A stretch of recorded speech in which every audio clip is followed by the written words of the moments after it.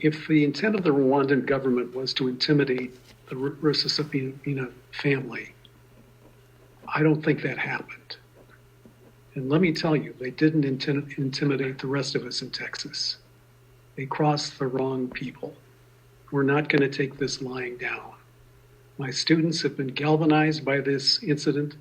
They're gathering forces with people of faith across the city, beginning on this campus. We're mad. We're making contact with our representatives and our senators, and we're not going to take this lying down. I want to underscore what Brian said. If the Swedish government would expel a diplomat for spying on Rwandans, what are we going to do as a State Department, as a Biden administration, and as a nation? Are we going to let Rwandan spies inspect us in our classrooms, in our homes, without recourse? I don't think so. If the Swedes can expel a diplomat, you sure as hell can imagine that we can do the same.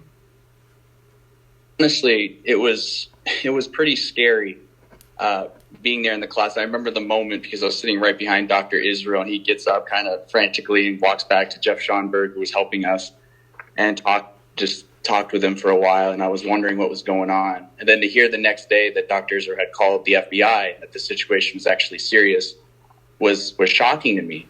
And, it just showed me kind of how desperate the regime really is to silence any opposition. And it just was kind of eye-opening for me. And yeah, a little bit scary. And I did not expect for that to happen in our classroom, this is a private school, in a private classroom, private Zoom session. Everybody's on Zoom now, and there needs to be protection for that too. And yeah, so it was pretty scary. Froze. They were fascinated at the fact that this had happened. They couldn't quite believe their ears. And so they began digging in. And they spoke to 5 of us for about an hour and a half, hour and 45 minutes to get started about 2 weeks ago. And I expect that isn't the last we've heard from them.